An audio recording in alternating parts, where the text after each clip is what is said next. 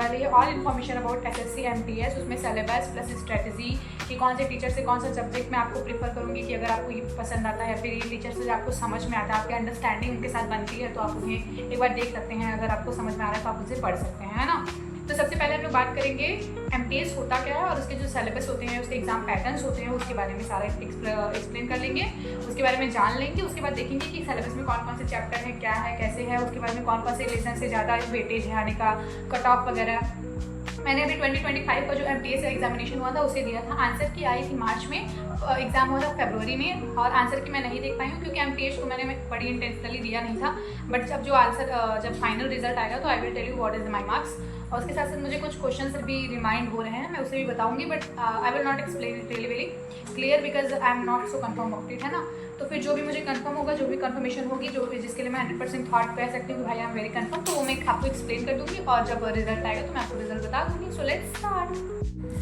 सो मैंने सब कुछ पहले से इस पेपर पे लिख रखा था ताकि मुझे एक्सप्लेन करने में थोड़ा इजी पड़े। So what is SSC MTS? इसका फुल फॉर्म होता है मल्टीटास्किंग स्टाफ, जो कि एक एग्जामिनेशन है SSC बोर्ड यानी स्टाफ सिलेक्शन कमीशन बोर्ड के द्वारा कंडक्ट कराया जाता है, जिसकी एलिजिबिलिटी होती है 10th पास, यानी कि जो भी एस्पिरेंट 10th पास होता है वो इसके लिए एलिजिबल होता है, वो एग्जाम दे सकता है। और 2027 में इसका एग्जाम सितंबर टू नवंबर का डेट दे रखा है, तो उसी के बीच में होगा। तो सबसे पहले हम देखते हैं कि MTS का जो एग्जाम पैटर्न है वो कैसे है। सबसे पहले ये दो सेक्शन में बटे होते हैं, सेक्शन 1 एंड सेक्शन 2।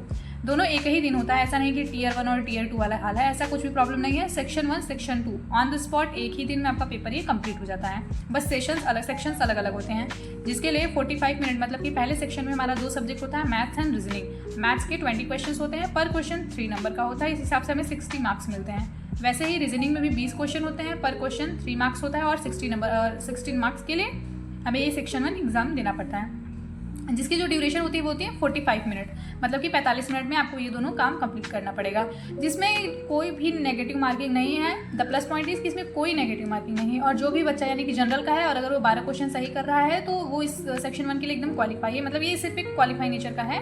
अगर आप इसे पास कर लेते हैं, 12 क्वेश्चन सही कर लेते हैं, तो सेक्शन 1 डन हो जाता है। उसके बाद आता है हमारा सेक्शन 2। सेक्शन 2 में हमारे पास है इंग्लिश और जीके। इंग्लिश के 25 क्वेश्चन, जीके के 25 क्वेश्चन, और सारे क्वेश्चन 3-3 नंबर के। इस हिसाब से हमारे पास 75 मार्क्स इंग्लिश के हैं, और वही जीके के भी 75 मार्क्स। इसके लिए भी कितना मिलता है हमें मार्क्स? Timing 45 minute. 45 मिनट का ड्यूरेशन इसके लिए भी होता है, बट इसमें एक होती है -1 की नेगेटिव मार्किंग ऊपर वाले, यानी कि जो सेक्शन 1 है उसमें कोई नेगेटिव मार्किंग नहीं होती, बट सेक्शन 2 में हमारे पास 1 नंबर की माइनस मार्किंग, यानी कि आपका जो आंसर गलत होता है अगर आपने टिक किया तो आपका 1 नंबर माइनस में चला जाएगा। सो ये रहा हमारा एग्जाम का पैटर्न। 2 सेक्शन होते हैं, सेक्शन 1 सेक्शन 2। सेक्शन 1 में मैथ्स एंड रीजनिंग, सेक्शन 2 में इंग्लिश एंड जीके। और जो भी मेरिट लगती है वो इसी इतने मार्क्स, यानी कि 150 मार्क्स में मेरिट लगती है, उसमें से ही आती है कट ऑफ वगैरह।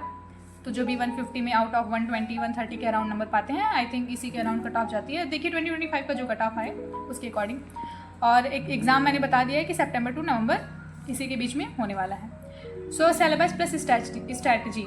सिलेबस क्या होता है? जो भी हमारा जैसे सिलेबस है मैथ्स रीजनिंग वाला, जो भी बेसिक होता है, अरिथमेटिक एडवांस, वही सारे सिलेबस इसमें रहते हैं। मैथ्स और रीजनिंग में कोई प्रॉब्लम नहीं है क्योंकि इसमें कोई भी नेगेटिव मार्किंग नहीं है, जस्ट अ क्वालिफाइंग नेचर। अगर आप 12 क्वेश्चन सही करते हो विथ अ जनरल कैटेगरी तो आप सेक्शन 1 पास करते हो। सारा खेल सेक्शन 2 का है। उसके बाद में हम देख लेते हैं मैथ्स और रीजनिंग में तो नो प्रॉब्लम है, जो बेसिक पढ़ के जाएगा, जो अच्छे से पढ़ के जाएगा, और नो नेगेटिव मार्किंग तो है नहीं, तो अगर आप अच्छे से तुक्का भी मार लेते हैं तो भी मे बी पास हो सकते हैं, ठीक है। उसके बाद आता है हमारा जीके और इंग्लिश। इसी दोनों पे हमारा जो कट ऑफ है बेस करता है, यानी कि इसी पे एकदम जो फाइनल सिलेक्शन होगा इसी पे रहता है, इसी पे निश्चित करना पड़ता है कि अगर आपने ये दोनों अच्छे से दे दिया तो आपका सिलेक्शन पक्का। जीके में क्या क्या है? हिस्ट्री है, ज्योग्राफी है, इकोनॉमी है, पॉलिटी है, स्टैटिक जीके है और करंट अफेयर्स है। हिस्ट्री आपको पढ़नी पड़ेगी। आई थिंक इसे आप मैराथन से पढ़ लेते तो अच्छा रहता, मतलब हिस्ट्री कंप्लीट कर लीजिए, जियोग्राफी कंप्लीट कर लीजिए, इकोनॉमी कंप्लीट कर लीजिए, पॉलिटी कंप्लीट कर लीजिए, और स्टैटिक जीके भी कंप्लीट कर लीजिए। करंट अफेयर के लिए मैं बताती हूँ आगे क्या करना है। आफ्टर दैट आता है हमारे पास इंग्लिश।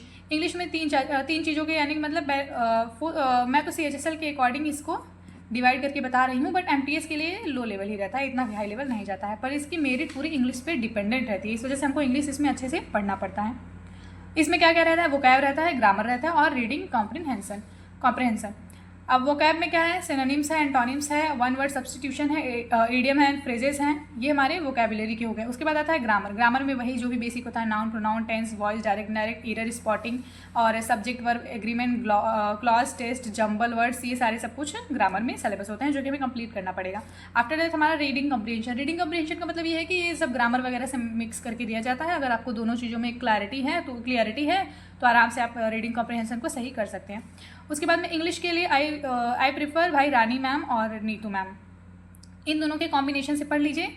रानी मैम का जो 60 रूल है वो काफ़ी फेमस, मतलब कि काफ़ी अच्छे से उनका क्लास है 60 रूल का, मैराथन है और छोटे छोटे क्लास में भी है, मतलब अलग अलग डिवाइडेड भी है और एक साथ में ही है। तो आप जो प्रीफर करना चाहो, जो भी अच्छा लगे आप उस हिसाब से पढ़ सकते हो।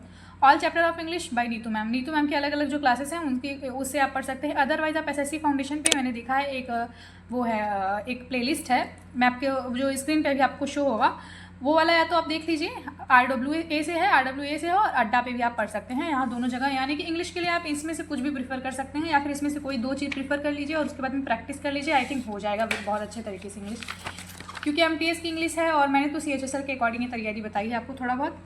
उसके बाद में आता है हमारा जीके में क्या है, स्टैटिक है। स्टैटिक नवीन सर की प्लेलिस्ट पड़ी हुई है, उससे आप कर सकते हैं और बहुत इजीली, मुझे बहुत अच्छा लगा। उनकी 25 वीडियोस है शायद उनकी प्लेलिस्ट में, वो वाला नवीन सर से कर लीजिए। और क्रेजी जीके ट्रिक करके एक चैनल है, वहाँ पे आपको ढेर सारे जीके के लिए ट्रिक मिल जाते हैं, आप वहाँ से भी अच्छे से कर सकते हैं।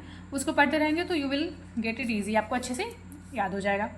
उसके बाद में हिस्ट्री, ज्योग्राफी, इको, पॉलिटी, यानी कि इसको तो 1 शॉट वीडियो से एनिमेटेड वीडियोस अगर आपको अच्छी लगती हैं उससे करिए, या फिर आपको मैराथन वीडियोस सही लग रही है किसी वीडियो की, मतलब कि किसी भी टीचर की, जैसे कि सबके अपने फेवरेट टीचर होते हैं ना जी, कि मेरी अंडरस्टैंडिंग इनसे अच्छी बन रही है तो आप उनसे पढ़ लीजिए, या फिर जिससे आपका मैराथन अच्छा लगे, जिससे भी आपको पढ़ना अच्छा लगे।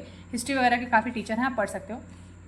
करंट अफेयर मैं ये नहीं बोलूँगी कि आप रोज़ रोज़ पढ़िए, रोज़ रोज़ करंट अफेयर पढ़ना मतलब मैं तो इजी नहीं समझती, क्योंकि मुझे नहीं समझ में आता है रोज़ रोज़ का करंट अफेयर क्या पढ़ना है, कैसे पढ़ना है, अलग अलग तरीके से। या तो वीकली पढ़ लीजिए या तो मंथली पढ़ लीजिए। वीकली पढ़ेंगे तो भी आपको अच्छा प्रीफर रहेगा, मंथली पढ़ेंगे तो भी आपको अच्छा प्रीफर रहेगा। मंथली पढ़ेंगे तो थोड़ा लेंदी हो जाता है, वीकली पढ़िएगा तो थोड़ा ठीक ठाक रहेगा, क्योंकि हमको अलग अलग सेक्शन से मिल जाता है कि टेक्नोलॉजी में क्या हुआ है या फिर कल्चरल एरिया में क्या हुआ है, क्या कहाँ हुआ है, तो उस हिसाब से हमको point two point weekly is more better I think.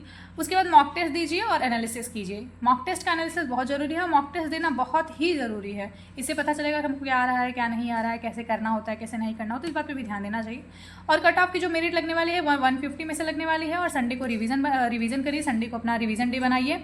और ऐसा नहीं है कि हर संडे को रिवाइज करने बैठिए, हर संडे को रिवाइज करने का तो मैं नहीं प्रीफर करती हूँ। ऐसा इसलिए क्योंकि आप रोज़ रोज़ बैठेंगे आपको नहीं रिवाइज हो पाएगा, आप कुछ रिवाइज नहीं करेंगे, बैठ के उठ के खत्म कर देंगे।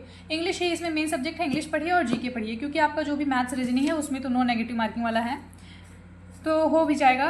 So that's is the final thing जो मैं आपको बताने वाली थी कि कैसे होगा क्या, तो वो तो मैंने बता दिया। अकॉर्डिंग टू मी आप जो भी प्रेफर करो, जो आपको अच्छा लगे, जो टीचर अच्छा लगे उससे ही पढ़ो, जिससे आपको अच्छे से समझ में आए। ऐसा नहीं कि मैंने इनको बताया तो आप इनसे पढ़ो।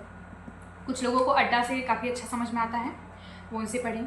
जो टीचर अच्छे लगे, आशुतोष सर हैं, वो भी अच्छा पढ़ाते हैं, आप उनसे भी पढ़ सकते हो। मतलब कि अच्छे अच्छे टीचर्स हैं, सोर्स बहुत है, बट आपको सारे सोर्स से थोड़ी ना पढ़ना है, आपको तो ऐसे सोर्स से पढ़ना है जिससे आपकी अंडरस्टैंडिंग प्रॉपर बन जाए। तो आई थिंक जो आपको टीचर अच्छे लगे आप एक बार ट्राई करिए और स्टार्ट कर दीजिए अपनी प्रिपरेशन अच्छे तरीके से, and that is the strategy. और स्ट्रैटेजी का क्या है यहाँ पे, इंग्लिश में ना एक आपको मैं नोट्स दिखाती हूँ।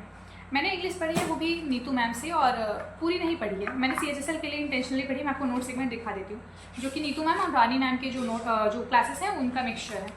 एक minute. So this is the notebook. सबसे पहले मैं आपको ज़रा इंग्लिश का सिलेबस बता देती हूँ। On the basis of CHSL वही है सब कुछ।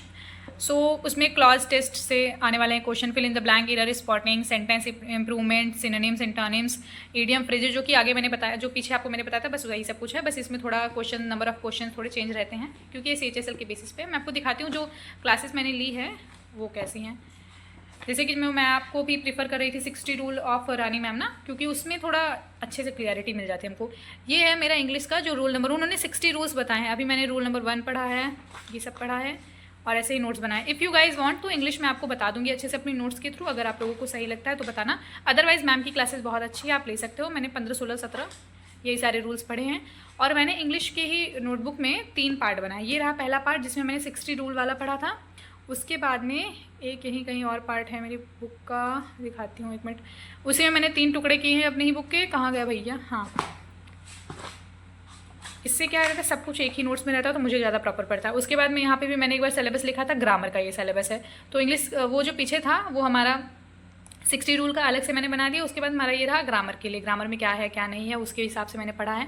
यहाँ पे मैंने वर्ब पढ़ लिया है, वो भी नीतू मैम की क्लास से ये वर्ब मैंने पढ़ा है अच्छे से। और ये रहा, इसमें कुछ वर्ड्स थे जो नीतू मैम ने दिए थे, वो सारा है। तो ये रहा हमारा वर्ब का और ये अगला चैप्टर मेरा टेंस है, जो कि मैंने बस एक छोटे से क्लास में रानी मैम के द्वारा कंप्लीट किया है। और ये पूरा भी कंप्लीट नहीं हुआ है, लेकिन मेरे अकॉर्डिंग मुझे थोड़ा अंडरस्टैंडिंग इससे बन चुकी थी, तो इस वजह से बस इसकी प्रैक्टिस करनी बाकी है। लिखने के लिए ऐसा कुछ बचा नहीं मेरे पास।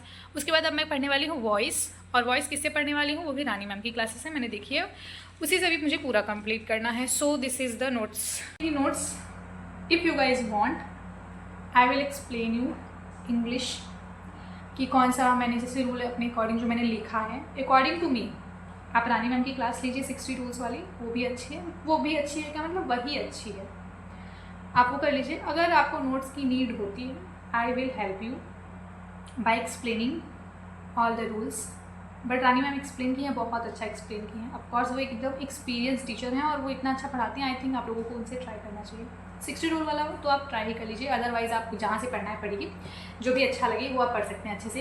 यानी कि बस आपका सिलेबस कंप्लीट होना चाहिए, आपकी अंडरस्टैंडिंग बननी चाहिए, सब कुछ हो जाना चाहिए। सो ओवरऑल मेरे पास इंग्लिश के लिए यही स्ट्रेटजी, यही सिलेबस, ओवरऑल यही सब कुछ था जो भी मैंने बता दिया। और बाकी नोट्स के लिए आप बना सकते हो नोट्स अच्छे से। और MTS के बारे में आई थिंक सब कुछ ट्राई कर लिया है। और ये थोड़ी लंबी वीडियो हो गई थी और गर्मी भी लग रही थी, तो आई थिंक मुझसे कुछ वर्ड्स प्रोनाउंस करने में काफ़ी मिस्टेक्स हुई हैं, तो प्लीज़ सॉरी उसके लिए। And I will try my